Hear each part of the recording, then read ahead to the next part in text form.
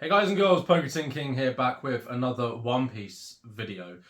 So if you haven't heard, the premium booster manga, reprints got announced, and we are getting all the manga rares from OPO 1 to OPO 6 reprinted, including the EBO 1 as well, so the chopper. So that's huge news.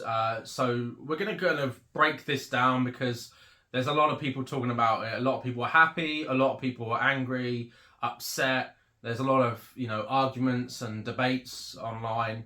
And we'll break it down, kind of my thoughts and feelings about this. So firstly, I think the premium booster is a great idea. The whole concept of it is, reprinting a lot of cards. A lot of cards that don't have alts, or a lot of alts but in different art. So I know there's a lot of like rares from the first few sets that are getting alt arts, which is great. I might pick up a few of those from my deck, which will be good. But the manga rares, I feel like, is a little bit of a step too far. Considering we're only 2 years into this game's life cycle, it seems a bit too early to be reprinting the highest rarity card that you can get for any of those sets. So the clear difference will be that for the first few sets, they didn't have the star above the rarity. That, in the later sets from OPO 4, I believe it was, that indicates that it is an alt. Earlier on, you knew it was an alt just because it had texture. And you could kind of, deceive that was what it was. But for the first few sets, they didn't have the little star. But now they're going to be adding that. So with the manga rares, they're going to have that, and you can kind of see the difference. Bar that, the art is exactly the same. It is a direct reprint of the first few ones. And prices in English and Japanese have already started coming down. I know Japanese specifically has absolutely crashed. You can get some of the manga rares now for about £25, which is just ridiculous. Which is absolutely mad. Obviously, the pound to the yen being very good at the moment also helps, as well as the dollar to the yen as well, because the yen's at its lowest right now. But I feel like having the most rarest card to be pulled in a set at such low prices, that is going to disincentivize people from mass breaking. Now, when I talk about mass breaking, I'm talking about stores as well. So a lot of people, I think they get confused between what the difference of a collector, investor, and scalper, speculator is. I think some people just seem to put all that into one category when they're all very vastly different things. So collectors, I've seen a lot of people saying, well, if collectors are true collectors, they wouldn't care about the value of the cards.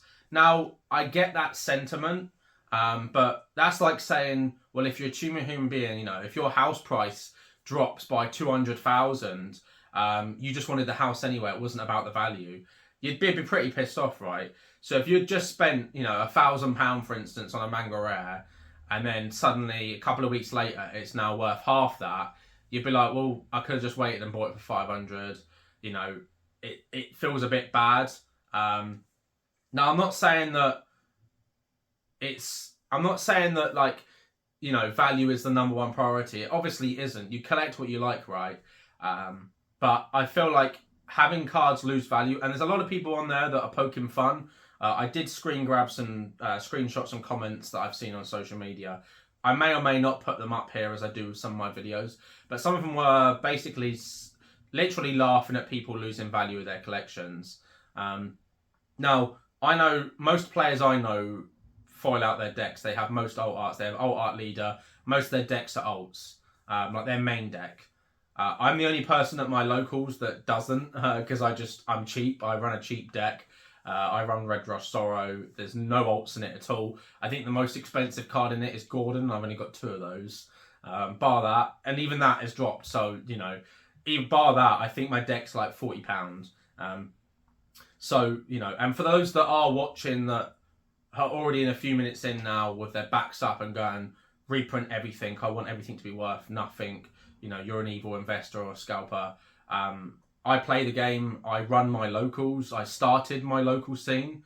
There wasn't a local scene in my city, but I kept pushing the store to eventually, allow us to, run events and get set up on the Bandai Plus app and stuff like that. So we play every week. I don't collect anymore. I have 2 alt art nummies, 1 English, 1 Japanese. Bar that, I don't think I have any alts now. It's all just my deck and then just like rares and bulk and stuff that I've got from opening bits. So I would class myself as a One Piece player. I wouldn't class myself as a collector or an investor or whatever, because I own 0 sealed product, bar 1 of the anniversary sets, the English one that just came out. I have very little, if anything, invested into this game. I just like to play it. It's a fun game. I like my local community.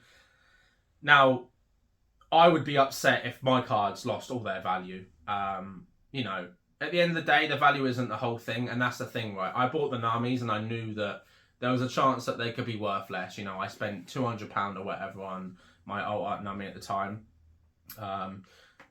It's since crashed down when they originally banned it, and then they brought it back, and then the prices went up again.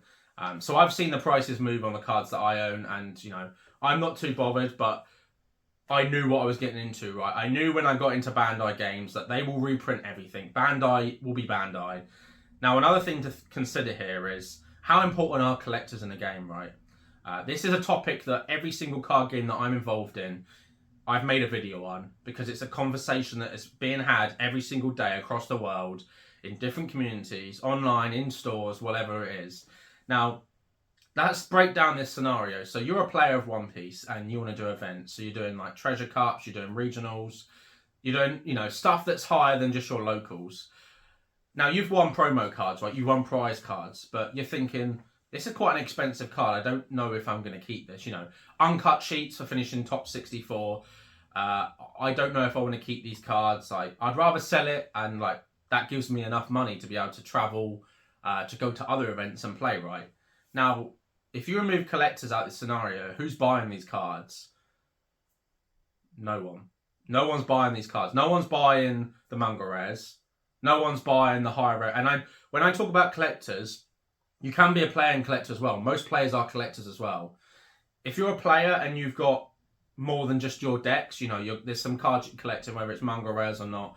Most of the players I know own more Manga Rares than I do. And I would consider them collectors as well. Because that is outside your deck. You don't need those cards to play. Manga Rares you don't need to play. You have other versions of them, which is fine being reprinted. And I talked about this before, and that's why I really liked the way that they did it before, was you had playable versions that you could get for cheap, but you also had the Manga Rares, which were really hard to get, and they commanded a good price because they were collectible, and it felt good when you pull a card that's worth money. You can trade or sell it for cards that you actually need. But without collectors, who's buying these cards? A lot of collectors mass open product, and they'll just give away their bulk. I know before I was playing, I was giving all my bulk away because I didn't need it. So they're giving away bulk to communities, to stores, to players, so they can get into the game, but they're also giving people an out. They're liquidation. And that's really important in TCGs is, liquidating. If somebody wants to get out of the game, who's buying their collection? It's going to be a collector. If someone's won stuff at events, who's buying their stuff? It's going to be a collector. If you pull something really rare and you don't need it, you're probably going to sell it to a collector. All the players that I know at some point have pulled something that's been expensive. They've won something, whether it's a Manga Rare, they've won a prize card, and they're going, right, I want to build this deck, but I'm waiting for this card to sell. Who's buying it? It's going to be collectors. So I don't get this aggro anti-collector hype that seems to exist in some card games. And it does stem from jealousy, right? Everything, I've talked about this before, it's all projecting. So some of these comments literally out themselves. People are outing themselves right now online by saying these things. But a lot of people are just angry that people have more than them, and they're not okay with it. It's not okay to have more than what they have. It's not okay to work hard for things. It's not okay to own nice things. Everyone needs to be poor and have nothing. So everyone can be happy. That's the message that I get from that, which is stupid. There's always going to be more people that have more than you. Focus on yourself and what you have, and don't worry about what other people have. So that is kind of that sentiment side of it. And the other sentiment side of it is this will now give people an opportunity to buy Manga Rares that maybe didn't have the chance before. I know for myself, I'm going to pick up probably Zoro. He's my favourite character. It's a deck that I run. He's awesome, and although it's green and not red, I'm probably going to get the Manga Rare Zoro. I don't know if I'll get it in Japanese or English. I know Japanese is quite cheap anyway, but it's going to be even cheaper now. And I might end up just getting one Japanese and one English, so that would be nice. I don't think I'll collect all of the Manga Rares, but I know there's going to be a lot of people out there that go, right, okay, maybe they're going to be affordable now. Japanese were always a lot more affordable than English, but now it's going to give people the opportunity to buy them that couldn't before. So that is the one positive from this, but I did feel like the sentiment that's driven here behind Bandai, and that's the key point here. When people talk about prices shifting, generally announcements are what start it. So the signature Luffy is probably the only card that is safe right now as such, but there's still a chance that that drops because there's a negative sentiment within the market. So when you have all these people that were suddenly putting money into the game, where they're buying product, collecting, whatever, and they go, hang on a second, am I going to buy this now if they're just going to reprint it? Or maybe they don't want to be part of the game anymore. Because that does happen. That negative sentiment is exactly what causes these things to happen. You only have to look at past Bandai games to realise what happens. If One Piece was your first card game, great. That's awesome. Good for you. It's definitely one of the better card games to get in at the start because it's a very easy cards game to learn, and the community, for the most part, is very nice and welcoming. But you have to understand that Bandai does kill their games. They make amazing games, but what they can't do is seem to keep them alive.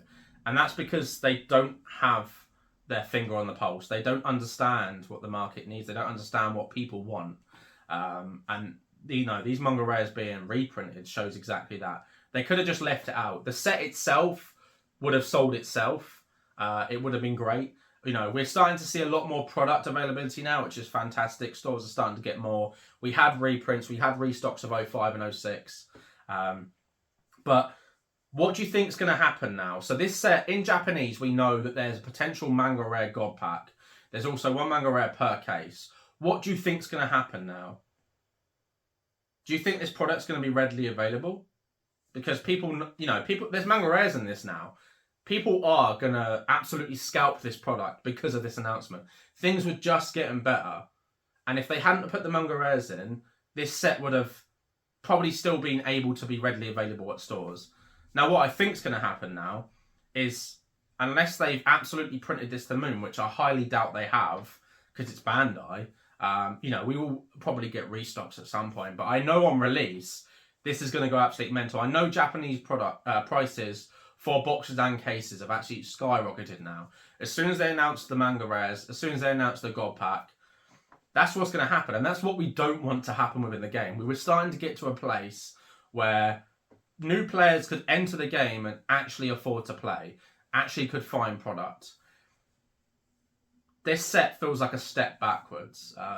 And reprinting some of these cards so early is an L for me. And that's exactly what Bandai do. You know, you only have to look at the numbers for Dragon Ball, for Digimon. You know, Digimon is basically on its last legs. And I suspect that within the next couple of years, maybe 12 to 18, 24 months, Digimon will stop being made. Dragon Ball, obviously, they tried the Fusion World to try get people in. It was like an easier way. And then if you enjoyed that, you go, right, okay, play Masters. Again, numbers for that are low. So One Piece is there, you know, the shining, the white knight, the one that sells. But Union Arena is coming out now. What do you think is going to happen to One Piece, to any other card game? Because every time a new shiny TCG comes out that they make, they kind of just put the rest of the toys back in the toy box. And I suspect that there's a high chance that they'll be focusing on Union Arena. Obviously, we're getting an English release, but USA exclusive at the moment. I suspect that will change depending on how popular that is. I know the first few sets will be really popular. Union Arena is absolutely smashing it in Japan right now. The Japanese cards are doing amazing. People are really excited. You've got the, the pen signed, serialized cards, which are doing really well. Sets are literally selling out at distro instantly. You know, pre-orders go live and they sell out like that. There's a lot of hype around it. And I suspect at some point, Union Arena will then become a library and a catalogue for other games within the Bandai library to enter. So I suspect things like Digimon, Dragon Ball could be housed under Union Arena. For me, it makes sense. I know that there's probably going to be people that play those TCGs that are not going to be happy to hear that, but sometimes reality sucks. I know a lot of Digimon players personally that actually do play One Piece now, and they play One Piece more. Their numbers for Digimon are very low. The numbers for the events are dropping. I suspect Union Arena will be their main TCG. I don't think One Piece will ever fall under that. I think One Piece is big enough to do its own thing. So, to sum this up, I don't think this was a great decision. But I think the reaction and the backlash from people is probably going to be bigger than what the announcement actually was. But it always is, right? People panic, people FOMO. People are going to be panic selling right now. So this could be a good opportunity if you wanted to pick up some Manga Rares. I would suspect that if you want to buy Japanese Manga Rares, now is the time. When the set comes out, the prices I don't think will be any lower than they are now. Usually what happens is things kind of just gradually go up, and then you have an announcement like this and they crash, and then normality will kick in and things will start to go back up again. Now, I don't know how quickly. It could take some time if it's, I don't know what's going to happen with these gold packs. I also don't know how much product's going to be open, but I suspect if it's a Manga Rare per case, a lot of product's going to be opened. So this might be your chance if you want to buy Manga Rares. But that's my thoughts on kind of the situation. Let me know in the comments below how you feel about it. Obviously, you might be coming from a different perspective, whether it's a player, collector, a store as well.